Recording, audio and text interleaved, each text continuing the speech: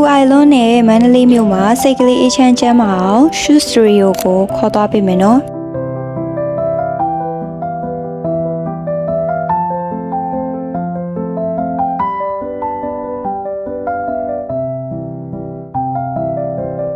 ဒီခန်းထဲကိုဝင်လိုက်တာနဲ့မြေသင်းနှံ့ရဲ့ aromatherapy အနံ့လေးက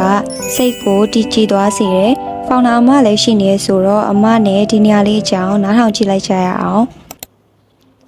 Hello အားလုံးမင်္ဂလာပါကျမနာမည်ကတော့ Dahlia ပါဒါလီယာလို့ခေါ်လို့ရပါတယ် Shoe Art Studio ရဲ့ founder ဖြစ်ပါတယ်main studio ကိုပေါ့နော် Shoe Art Studio ကိုဖွင့်ရတဲ့ရွယ်ချက်ကတော့ main ကိုယ်တိုင်ကလက်မှုပညာရဲ့တဘာဝတရားရဲ့ကိုချစ်မြတ်နိုးတဲ့သူဖြစ်တဲ့အတွက်ကြောင့်မလို့ main လိုပဲတဘာဝတရားနဲ့လက်မှုပညာကိုစိတ်ဝင်စားရဲဆိုရင်မန္တလေးမြို့မှာတလူမျိုးနေရာတစ်ခုရှိတယ်ဆိုတာကို main ဖန်တီးပေးထားခြင်းဖြစ်ပါတယ်main အခုလုပ်နေတဲ့ဒီဟာလေးဆိုရင်သူက pottery ပေါ့နော်wheel နဲ့ဒီ set လေးနဲ့လုပ်ရတဲ့ pottery လေးဖြစ်ပါတယ်ဒီ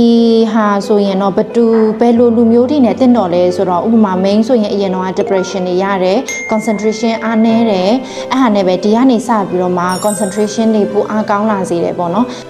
ဒီနောက်ပိုင်းမှာခါကြတော့ပေါ့နော်ကလေးတွေဟာတော်တော်များများ screen time အရန်များတဲ့အတွက်ကြောင့်မလို့ပေါ့နော်ဒီ screen time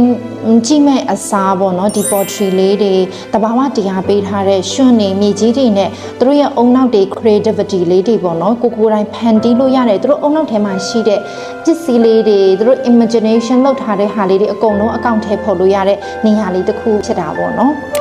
ပြီးတော့နောက်တစ်ချက်ကတော့ပေါ့နော်ဒီအခုခေတ်နောက်ပိုင်းမှာပေါ့နော်လူတွေကပေါ့နော် physical ဘိုင်းကိုပဲ physical healthy ကိုပဲအရင်အားထားပြီးတော့မှပေါ့နော်ဒီ mental ကအရင်အားနည်းလာကြတယ်ပေါ့နော်အဲ့တော့ကိုအာယုံဆူဆိုင်တဲ့လူတွေ mental healthy တိတ်မကောင်းတဲ့လူတွေခါကျတော့သူဒီနေရာမှာလာပြီးတော့မှကိုယ့်ရဲ့စိတ်ကို healing လုပ်လို့ရတယ်ဖြေလျှော့လို့ရတဲ့နေရာလေးတစ်ခုလည်းဖြစ်ပါတယ်ပေါ့နော်main တို့ဒီ Shoe Art Studio မှာဆိုရင်ပေါ့နော်ဒီ pottery တွေကိုယ်တိုင်လာဖန်တီးလို့ရတဲ့အပြင်ပေါ့နော်တခြား activity တွေဘာတွေရှိလဲဆိုတော့ဒီ tie dye တွေလည်းရှိတယ်ပြီးလို့ရှိရင်ဒီ eco print ပေါ့နော်တစ်ရွက်လေးတွေတဘာဝပန်းပင်လေးတွေနဲ့ကိုယ်တိုင် eco printing လုပ်လို့ရတယ်ပြီးရင်တော့တခြား souvenir handmade ပစ္စည်းလေးတွေလည်းဝယ်ယူလို့ရတယ်ပေါ့နော်main လို့စီမှာပါတွေရလဲဆိုခုနပြောထားတဲ့ tie dye ပေါ့နော် tie dye ကပါလဲဆိုတော့ဒီလိုလေးပေါ့နော်ကိုပိတ်စအဖြူပေါ်မှာတို့အင်ဂျီအဝတ်ဖြူပေါ်မှာတို့ဆိုရင်ကိုတိုင်းကိုလိုချင်တဲ့ပုံတံကိုခြီပြီးတော့မှဖော်ပြီးတော့မှ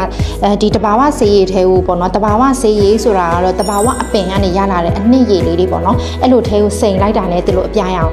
နေအောင်ချီနဲ့တက်ပြုတ်ပြီးတော့မှဒီလိုအပြားအောင်ဖြစ်သွားတာပေါ့နော်အဲ့ဒါလေးကတစ်ခုဒါလေးတွေဆိုရင်တော့ main ကိုတိုင်းလောက်ထားတဲ့ဟာလေးတွေပါပဲဒါလေးဆိုရင်ရွှွန့်ရည်နဲ့ပေါ့နော်မြေကြီးအစစ်နဲ့ကိုလိုချင်တဲ့ပုံတံဖော်ပြီးတော့မှထိုင်တိုင်းလောက်ထားတဲ့ဘာပဝါလေးတစ်ခုပေါ့နော်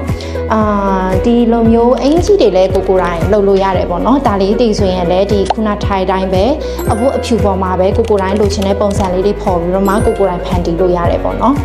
မိန်းတို့စီမှာခါကြတော့ဒီဟာဆိုရင် tissue box ပေါ့နော် main ရဲ့ Shoe Art Studio ရဲ့ brand တစ်ခုပေါ့နော်ဒါကတော့ကိုတိုင်းလက်မှုလေးနဲ့လုပ်ထားတဲ့ဟာလေးတွေပဲဒါတွေကတော့ဝယ်ယူလို့ရတယ်ပေါ့နော်ဒီလိုမျိုး mini bag လေးတွေလည်းကိုတိုင်းလာဝယ်လို့ရပါတယ်တခြား souvenir product လေးတွေလည်းရှိပါတယ်ပေါ့နော်ဒီလို handmade ပစ္စည်းလေးတွေပေါ့နော်ကိုတိုင်းဖန်တီးချင်နေဆိုရင်တော့ဒီ Shoe Art Studio လေးတင်ရှိနေပါပြီမကြခင်မှာတော့ဖွင့်လှစ်တော့မှာဖြစ်တဲ့အတွက်ကြောင့်မလို့အားလုံးစောင့်မျှော်နေပေးကြပါအောင်ရှင်